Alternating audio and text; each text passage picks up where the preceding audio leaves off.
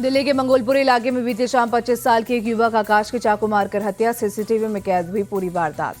मंगोलपुरी के N block में अचानक आकाश भागता हुआ आया। पीछे से आए 3-4 युवकों ने उस पर चाकू से लगातार कई वार किए। लोगों की भीड़ तमाशबीन बनी देखती रही। वारदात को अंजाम देने के बाद बुरी तरह से घायल आकाश को छोड़कर हमलावर युवक मौके से हुए फरार। एक बुजुर्ग ने डंडा लेकर हमलावरों को रोकने की कोशिश की। घायल आकाश की संजय गांधी अस्पताल में इलाज के दौरान हुई मौत। रेहड़ी लगाने वाले आकाश पर हमले की वजह फिलहाल साफ नहीं। पुलिस ने मौके से एक चाकू किया बरामद। सीसीटीवी से हमलावरों की हुई शिनाख्त। पुलिस की टीम हमलावरों की तलाश में जुटी। बिहार में नेता प्रतिपक्ष तेजस्वी यादव के विधानसभा क्षेत्र राघोपुर में पुलिस टीम पर हमला। शराब कारोबारियों को पकड़ने पहुंची टीम पर भीड़ ने घेरकर हमला किया। पुलिस अधिकारी ने भीड़ के हमले से बचने के लिए हवाई फायरिंग की। एक पुलिस वाले को आई मामूली चोट। महिला शराब कारोबारी को गिरफ्तार कर थाना लाया गया। पुलिस ने हमला मामले में 19 लोगों के खिलाफ दर्ज की एफआईआर। आरोपियों की गिरफ्तारी के लिए मारी जा रही है रेड।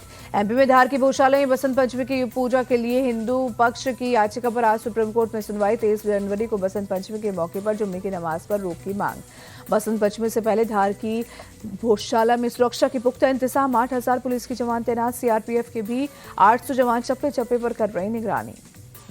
इंदौर के आईजी अनुराग सिंह के मुताबिक एएसआई के निर्देशों पर सुप्रीम कोर्ट की सुनवाई का इंतजार। पुलिस फोर्स की तैनाती के अलावा सीसीटीवी कैमरों से भी हो रही है निगरानी। सकल हिंदू समाज ने बुधवार को बसंत उत्सव कार्यक्रम के लिए निकाली कलश यात्रा। सैकड़ों महिलाओं ने कलश लेकर गौशाला तक मार्च किया। हिंदू समाज के लोगों ने बुधवार को हनुमान चालीसा का किया पाठ। महिलाएं आज घर घर में बांटेंगी पीले चावल।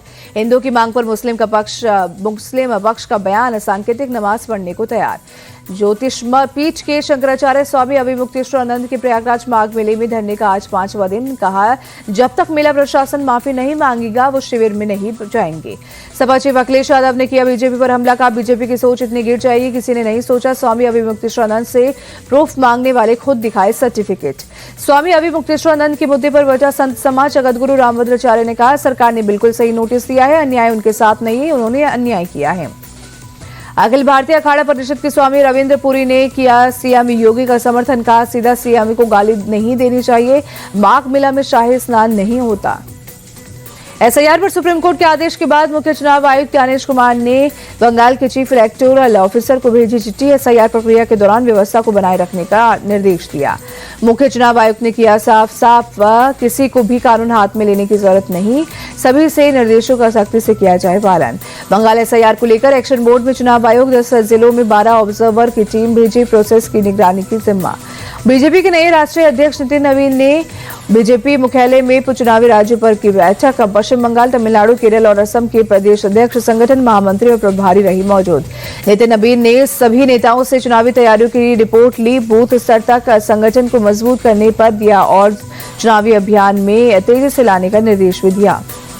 महाराष्ट्र में बीएमसी सहित 29 महानगर पालिका के मेयर के चुनाव के लिए आज नगर विकास विभाग आरक्षण लॉटरी निकालेगा। मंत्रालय में कल सुबह 11 बजे से लॉटरी की प्रक्रिया शुरू होगी। निकाय चुनाव के बाद उद्धव को भाई राज ठाकरे ने दिया झटका। कल्याण डोंबिवली में शिवसेना शिंदेगुट को एमएनएस का समर्थन।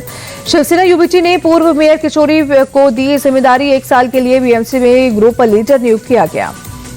मुंबई के मेयर को लेकर बोली अमृता। कहा, महिला मेयर होने पर हमें गर्व होगा। इस बार मराठी ही मेयर होगा। तेलंगाना में एंटी करप्शन ब्यूरो ने हनुमा कोंटा के डिप्टी कलेक्टर वेंकट रेड्डी के ठिकानों पर की रेड। 30 लाख कैश सहित कई अहम दस्तावेज और सामान जब्त किया। यूपी के फतेहपुर में उद्योगपति और सीनियर एडवोकेट जमींदार जयराज मान सिंह की गला रेतकर हत्या। खेत में मिला सिर कटा शव। अरबों की जमीन के मामले में अब हत्या की आशंका।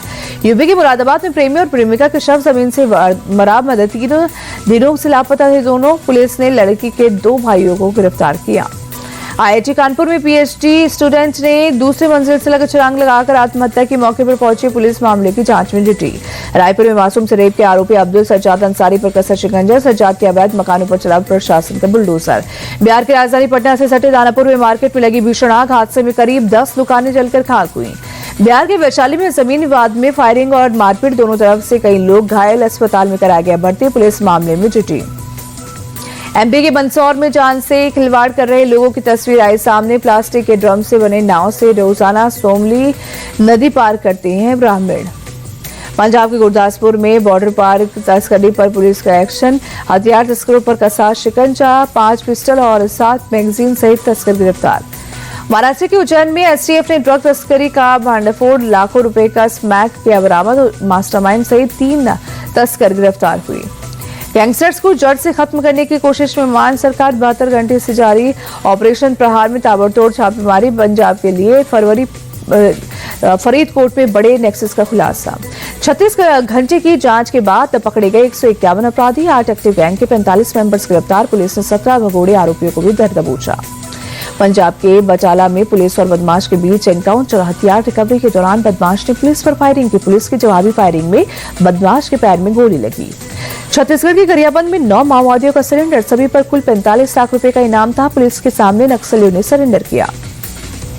दिल्ली के भारत मंडपम में कथावाचक मुरारी बापू की रामकथा का आयोजन 17 जनवरी से 25 जनवरी तक होगी रामकथा। इंडिया टीवी के editor in chief Rajat Sharma chief guest के तौर पर शामिल। विश्व शांति केंद्र की ओर से आयोजन।